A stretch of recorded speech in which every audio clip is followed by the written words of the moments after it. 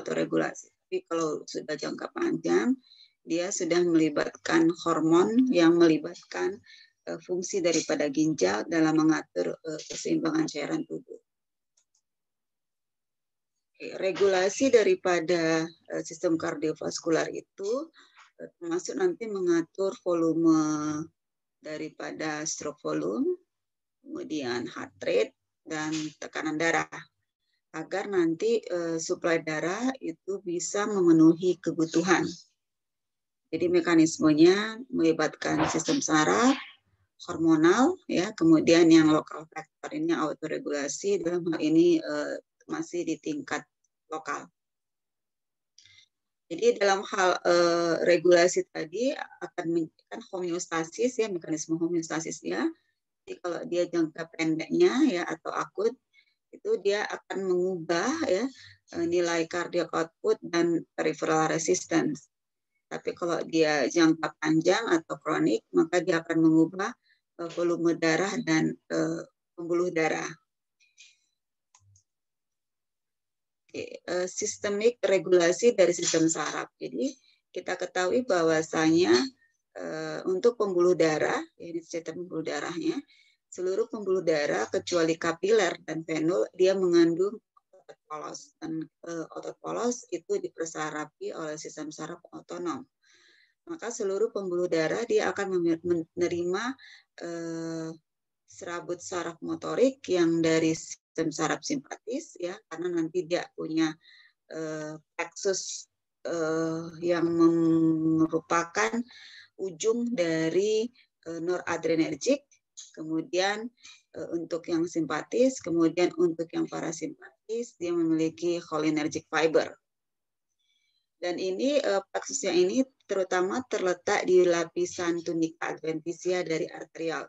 Kemarin saya katakan kalau arterial itu dia pembuluh darah dengan resistensi perifer yang terbesar. Ya. Perubahan sedikit saja dia dalam diameter pembuluh darah. Dalam diameternya akan mempengaruhi hambatan dari keseluruhan.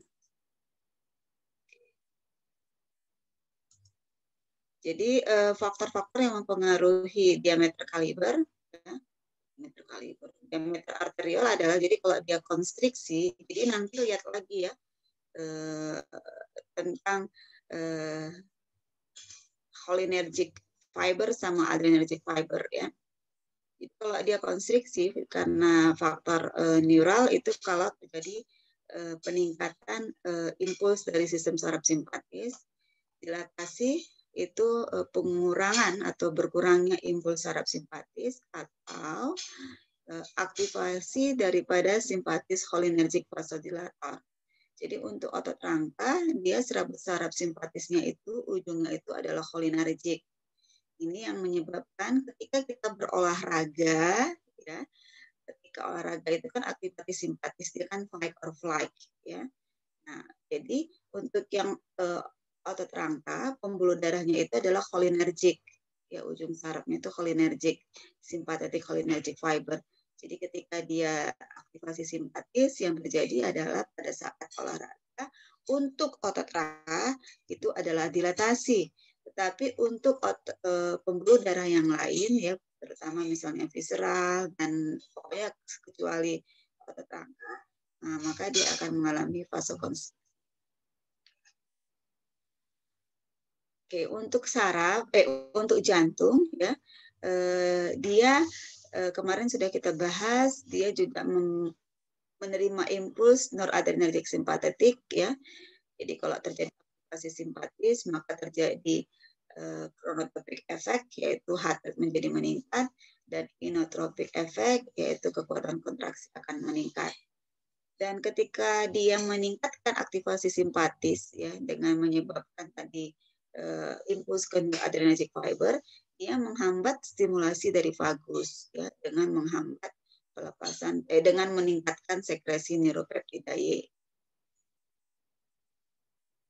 Di dua, ya, yang simpatis, berarti kan kalau terjadi aktivasi simpatis, simpatisnya ditingkatkan dengan meningkatkan impuls ke adrenergic, tapi dia menghambat impuls dari parasimpatis dengan melepaskan neuropeptida Y. Oke, cardiovascular control ya. Jadi di medula oblongata nanti ada namanya pusat pengaturan kardiovaskular ya. Dan nanti dia juga mendapatkan impuls atau pengaruh dari bagian-bagian lain dari otak, dari batang otak, forebrain, kemudian korteks, di mana nanti batang otak menerima umpan balik dari reseptor sensorik ya, terutama dalam hal baroreseptor dan kemoreseptor. Bahas di slide. Contohnya seperti ini. Jadi ketika misalnya batang otak dalam hal ini pusat dalam baroreseptor ya, cardiac center lah ya, yang ada di batang otak, dia mendapatkan misalnya informasi tekanan darah yang rendah misalnya, maka dia akan mengaktifkan sistem saraf simpatis. Berarti nanti dia kirim sinyal ke hipotalamus sebagai lokasi daripada aktivasi sistem saraf otonom, maka dia akan menyebabkan aktivasi heart rate yang meningkat, stroke volume meningkat, kontraksi meningkat, kemudian pembuluh darah vasokonstriksi. Nah, keadaan ini akan meningkatkan tekanan darah dan dia kasih sinyal ke baroreseptor. Baroreseptor meningkat, maka baroreseptor akan menghambat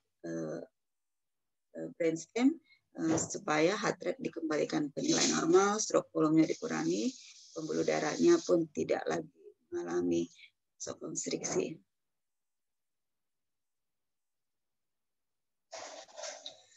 Di mana pusat pengaturan sistem kardiovaskular ya di medula oblongata, itu tepatnya di medula oblongata, yaitu disebut dengan nama rostral ventrolateral medula. Jadi simpatetik tadi yang dapat dari informasi maksudnya nanti ketika hipotalamus mendapatkan informasi akan meningkatkan aktivasi simpatis jika dia ya, mendapatkan informasi perintah itu dari ini ya, rostral ventrolateral medula atau disebut sebagai vasomotor area.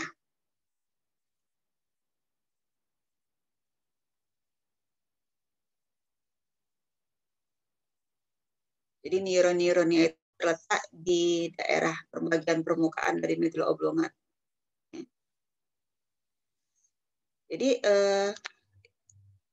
Jadi dia akan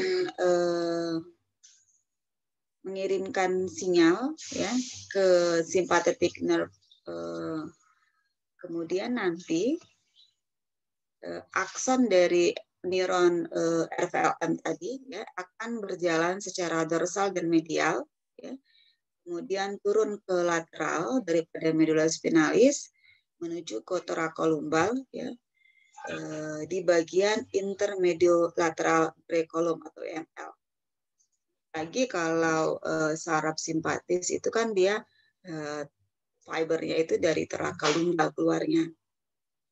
Di sini di intermediolateral ini dia mengandung molekul fenil etanolamin entran metiltransferase ya. Jadi dikatakan bahwasanya ketika adanya penekanan neurovaskular di RVLM ini memiliki hubungan terhadap terjadinya hipertensi esensial ya. Hipertensi esensial ini adalah hipertensi yang tidak diketahui penyebabnya dan 90% hipertensi itu adalah hipertensi esensial. Secondary hypertension, hipertensi sekunder. Kemudian jadi si vasomotor tadi yang RVLM tadi ya, dia dapat impuls lagi dari cerebral cortex yaitu dari sistem limbik dan nanti akan kirim sinyal ke hipotalamus. Jadi nanti impuls yang dari cerebral cortex yang menuju ke vasomotor kemudian menuju ke hipotalamus ini lah yang bertanggung jawab terjadinya peningkatan tekanan darah dan terjadinya takikardi pada saat perubahan emosi ya. Misalnya pada sexual excitement atau pada saat marah. Kemudian apalagi yang mempengaruhi vasomotor, inflasi daripada paru-paru. Ya, jadi ketika paru-parunya mengembang, itu akan menyebabkan vasodilatasi dan penurunan tekanan darah. Bentar ya, Dik.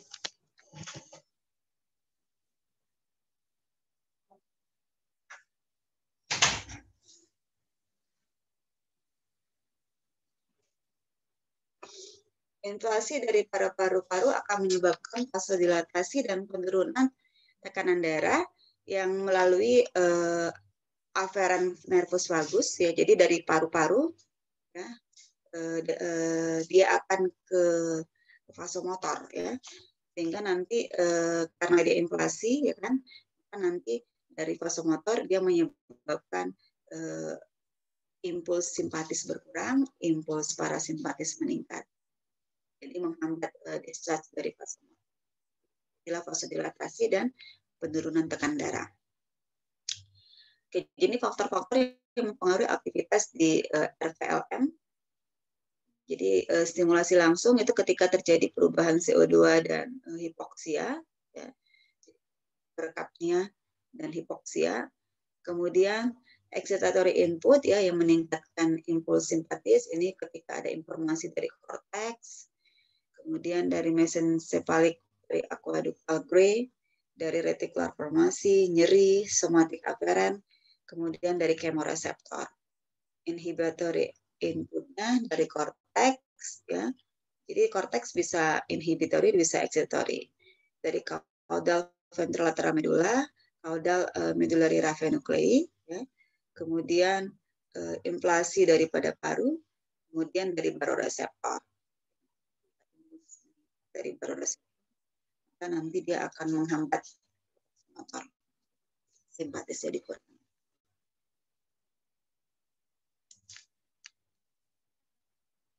Jadi cardiac center tadi atau vasomotor center tadi dia bagian medial ya, ini dia ada di kanan kiri. Ini adalah cardiac inhibitory center. Kemudian bagian lateral ini adalah cardiac acceleratory center. Nanti yang dari medial ini cardiac inhibitory nanti dia akan menuju ke impuls ke batang otak tempat keluarnya nervus vagus. Ya, jadi nanti ini nervus vagus. Ya, jadi nanti nervus vagus untuk yang sebelah kiri ya dia ujungnya itu akan berakhir di avenut, kemudian di pembuluh darah ini parasimpatetik. Kemudian yang sebelah kanannya dia berakhir di S-anode. Sedangkan untuk yang simpatis ya ini dia akan ke torakal 1 dan torakal 4 ya. Kemudian nanti postganglionic fibernya ya, yang simpatetik postganglionic fibernya dia akan berakhir ke S-anode dan ke otot ventrikel ya, baik yang kanan dan kiri. Sehingga ini yang mendasari ketika terjadi aktivasi simpatis dan terjadi terutama adalah heart rate yang meningkat dan kontraksi yang meningkat. Sedangkan ketika aktivasi parasimpatis lebih ke heart rate yang dikurangi, tetapi tidak terlalu mempengaruhi atau mengurangi kekuatan kontraksi ventrikel. Okay. Baroreseptor itu terletak di dinding otot jantung, ya. Jadi dia adalah baroreseptor adalah reseptor regangan ya, yang ada di dinding otot jantung dan di pembuluh darah. Kenapa dikatakan regangan? Ya, karena ketika volume darah itu meningkat di dalam yang masuk kembali ke jantung, ya, maka itu akan meregangkan ruang jantung, ya, dalam hal ini atrium. Kemudian yang di pembuluh darah ini terutama adalah lengkung aorta dan carotid sinus. Jadi carotid sinus dan lengkung aorta ini reseptor baroreseptor yang berfungsi memonitor sirkulasi arteri. Sedangkan yang cardiopulmonary receptor ini adalah yang ada di atrium kanan dan kiri ya, dinding atrium kanan dan kiri, yaitu tempat masuknya vena cava superior inferior dan vena pulmonalis. Jadi nanti serabut-serabut saraf aferen yang berasal dari carotid sinus itu akan membentuk cabang dari glossopharyngeal nerve, ya, itu yang kita sebut carotid sinus nerve. Kemudian cabang-cabang serabut-serabut dari lengkung aorta akan membentuk cabang daripada nervus vagus yang kita sebut sebagai aortic depressor nerve. Jadi ketika misalnya tekanan darah meningkat, ya, jadi dia akan mengirimkan impuls ke baroreseptor, ya, increase baroreseptor, dan baroreseptor akan menghambat, ya, pelepasan impuls daripada simpatis dan merangsang persarapan vagus ke jantung. Di sini misalnya terjadilah dari baroreseptornya ini dulu lah, ya, dari baroreseptornya misalnya yang di kardiopulmoneri, dia kirim sinyal langsung ke ke vasomotor, nanti dia akan menghambat simpatis, kemudian nanti akan nervus vagus.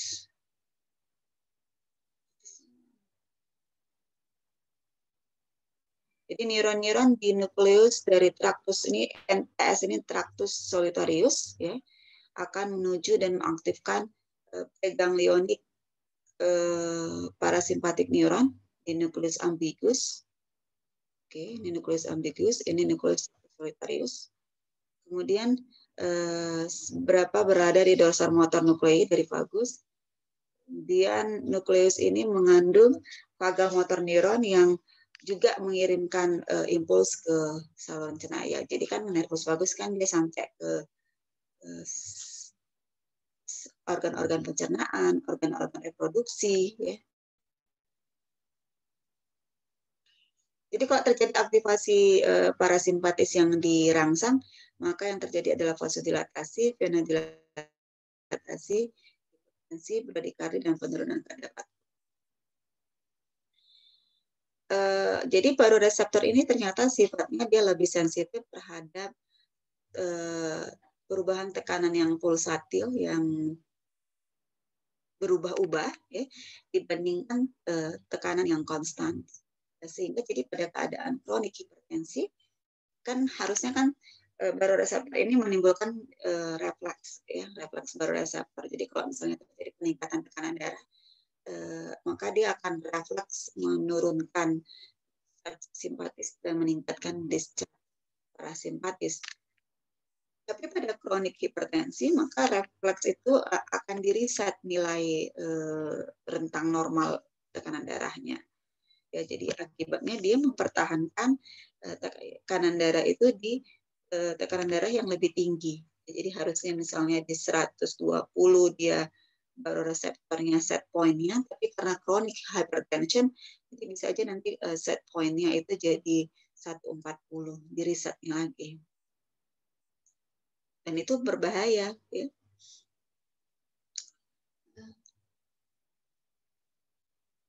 Oke, ini lokasi daripada carotid sinus receptor, ya. Oke.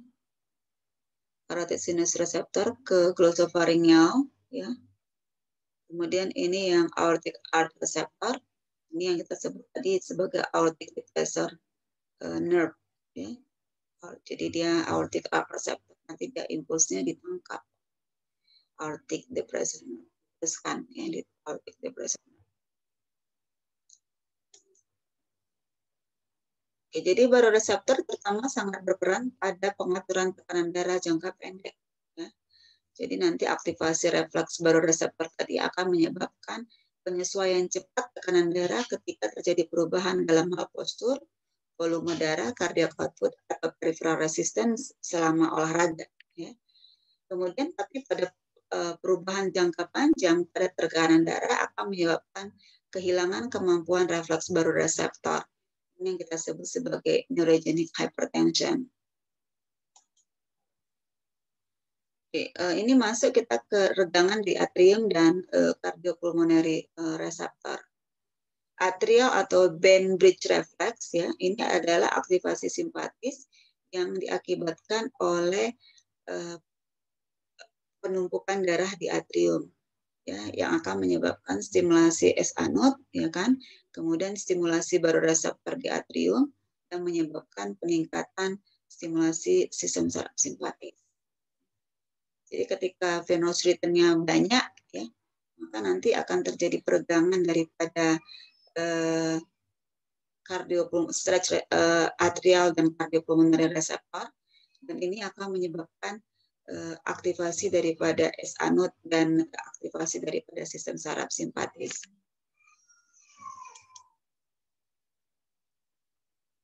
Ada yang disebut dengan Valsalva maneuver. Kalau praktikum kita lakukan ini, ya, praktikum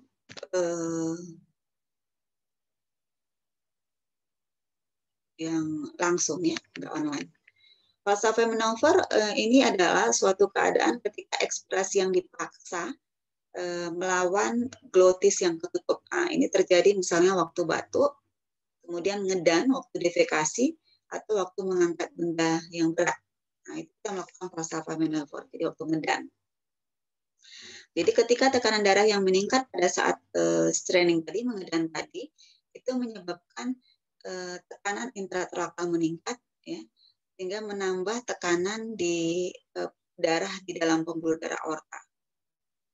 Kemudian nanti kan jadi waktu dia straining, dia tekanannya meningkat, baru nanti dia menurun, ya, ketika tekanan intratorakal itu yang tinggi tadi itu menekan vena. Jadi saking tingginya tekanan intratorakal, dia menekan vena yang venous rhythm, vena yang membalik, ya, sehingga menyebabkan tekanan darah venous rhythm-nya berkurang, ya, karena darah venanya dia tekan, kemudian menyebabkan penurunan cardiac output. Jadi di awal dia naik, ya, tekanan darahnya, terus karena dia bertahan di situ, ya kan, nanti dia menekan venous rhythm, ya.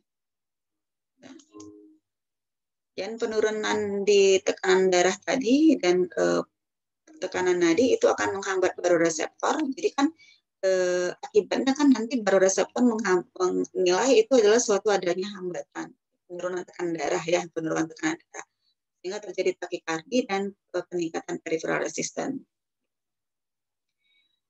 Ketika glotis dibuka, ya, udah nggak mengedan lagi, maka tekanan intratorakal akan kembali nilai normal, cardiac output akan dikembalikan nilai normal, tetapi peripheral resistance masih pembuluh darahnya masih vasokonstriksi, dan hal ini menyebabkan tekanan darah masih di atas normal, ya.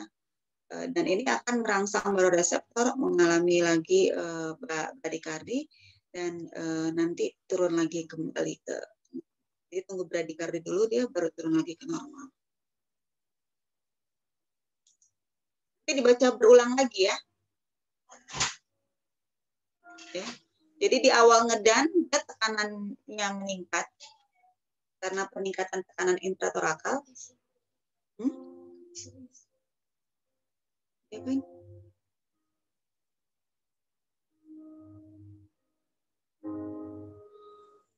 Jadi tekanan intratorakal yang meningkat, dan saking tingginya tekanan intratorakal itu akan menyebabkan hambatan terhadap venous rhythm. Ketika hambatan terhadap venous rhythm itu akan menyebabkan penurunan tekanan darah dan nadi, ya. Jadi ke baroreseptor itu diharuskan discharge daripada simpatis, ya, maka nanti takikardi dan vasokonstriksi pembuluh darah. Terus kan ngedan kan nggak seterusnya kan, jadi nanti udah hilang ngedannya, maka nanti tekanan darahnya turun, ya kan, tapi aktivasi simpatis dalam hal ini tadi vasokonstriksi pembuluh darah belum, ya. Oke. Kemudian nanti ini lagi ketika, jadi pada saat itu meskipun dia udah nggak ngedan, tekanan darahnya tetap tinggi, ya, dan tekanan darahnya tetap tinggi, maka nanti dia akan kirim sinyal ke baroreseptor, berarti impuls ke baroreseptor, maka terjadilah bradikardi.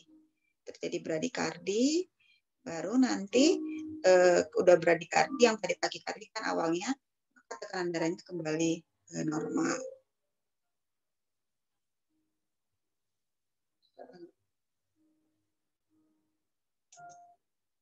Oke, selanjutnya ini peripheral chemoreceptor. Peripheral arterial chemoreceptor ini terletak di carotid dan aortic bodies. Jadi carotid dan aortic bodies selain sebagai baroreseptor, dia juga sebagai chemoreceptor. Dan dia sensitif terhadap, jadi diaktifasi terhadap keadaan penurunan kadar oksigen atau hipoksia, peningkatan kadar tekanan parsial karbon dioksida ya atau hiperkapnia, dan peningkatan dan penurunan pH ya. Jadi pH-nya yang turun karena ion hidrogen yang meningkat. Chemoreceptor ini akan mempengaruhi dari terutama adalah terhadap respirasi sebenarnya. Tetapi dia juga berperan terhadap terjadinya vasokonstriksi.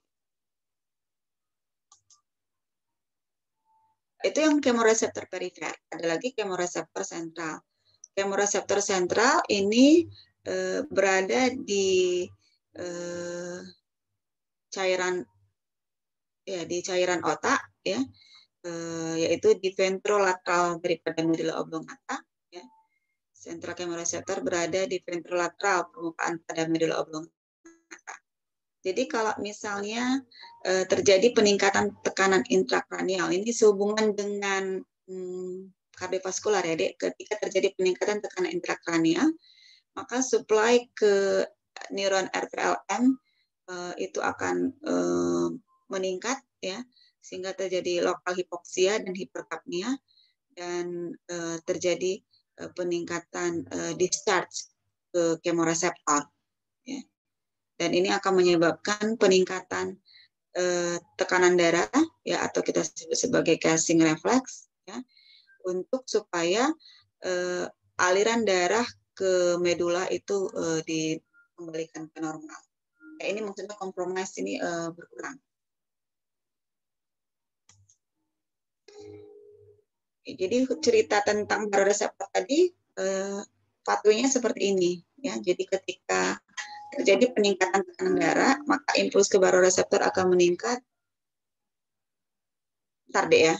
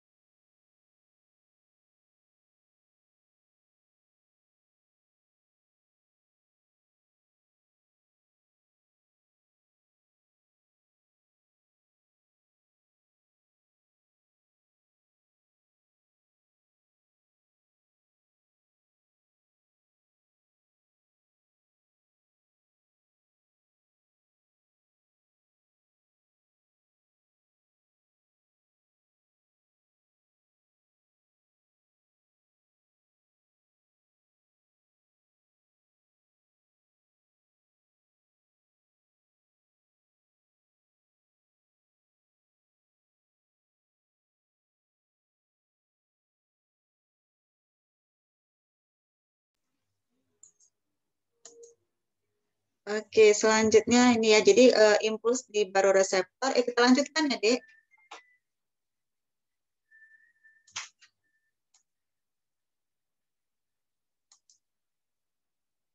Kita lanjutin ya. Jadi impuls ke baroreseptor akan merangsang itu akan mengaktifkan sensori neuron ya, kemudian dia akan merangsang cardiovascular control center di medulla oblongata atau vasomotor center yang tadi berada di RVLM. Jadi dia akan menurunkan aktivasi simpatis, nanti akan menurunkan lebih sedikit epinefrin, ke reseptor alfa akan menyebabkan vasodilatasi pembuluh darah, ke reseptor beta akan menyebabkan ventricular miokardium akan berkurang kontraksinya. Kemudian SA0 akan berkurang impuls. Sehingga nanti heart rate berkurang, kontraksi berkurang, cardiac output berkurang, vasodilatasi menyebabkan tekanan perifer berkurang, maka tekanan darah akan kembali berkurang. Dan secara bersamaan dia akan meningkatkan impuls ke parasimpatis, jadi lebih banyak asetilkolin yang dilepas di reseptor muskarinik. Dan tekanan darah yang berkurang ini akan menyebabkan tembak negatif.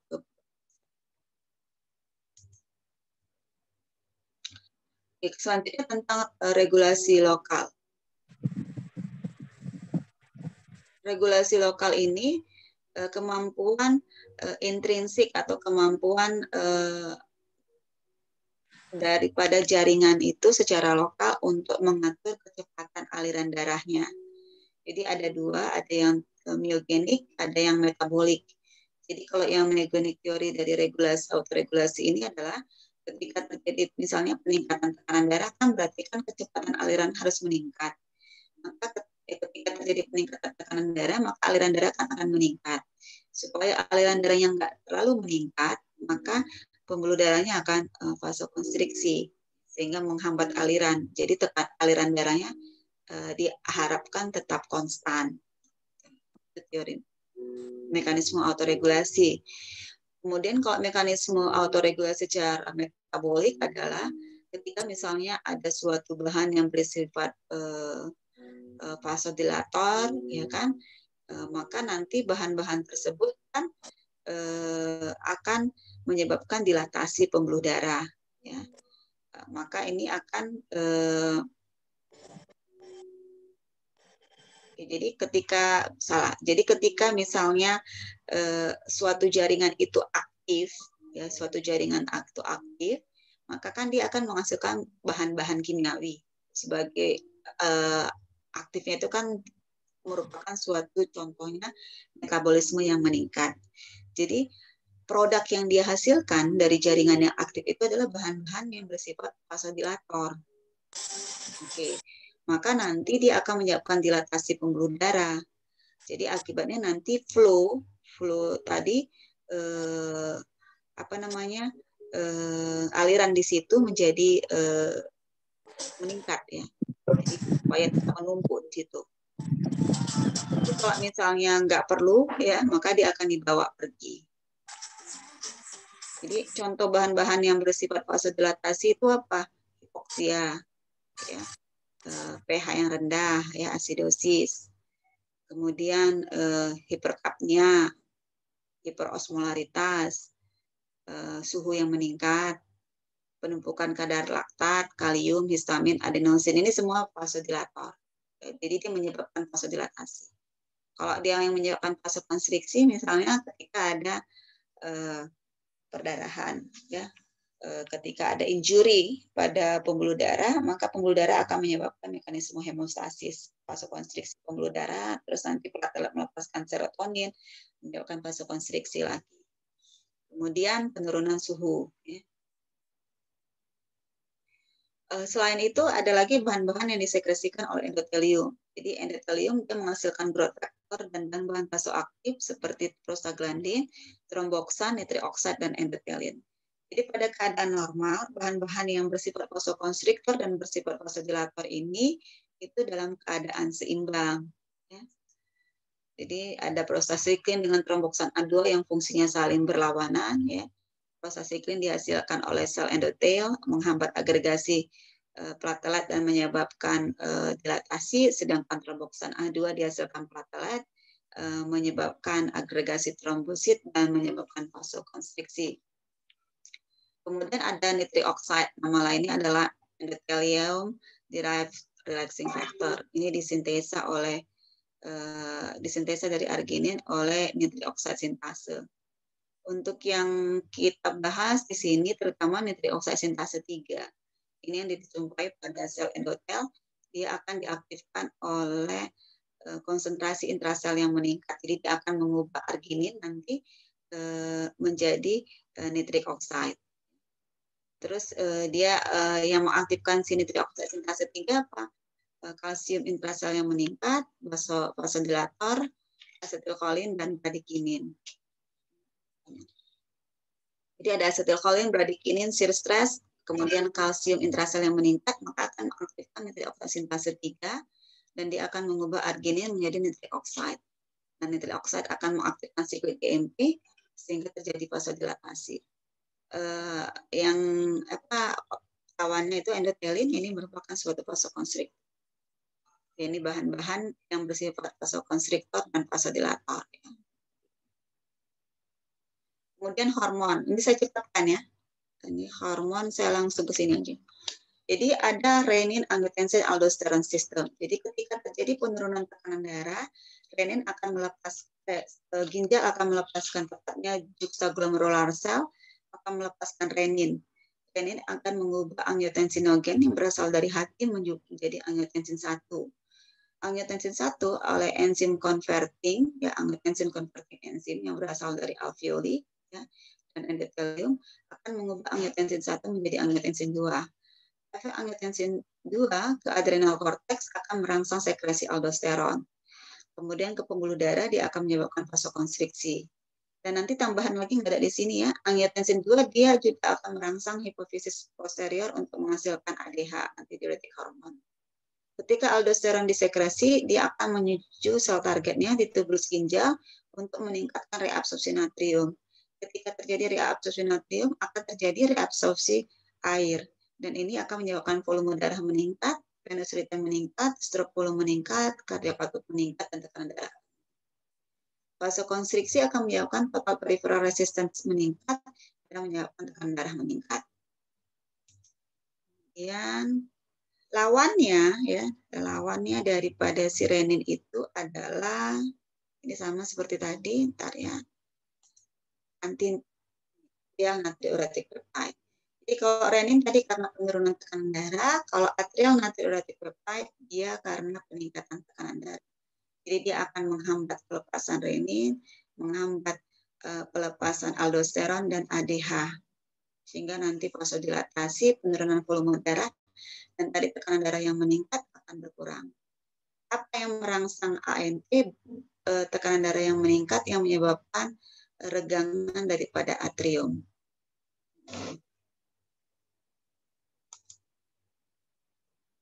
Ini nanti kalian baca sendiri, sama juga. Sampai sini ada pertanyaan?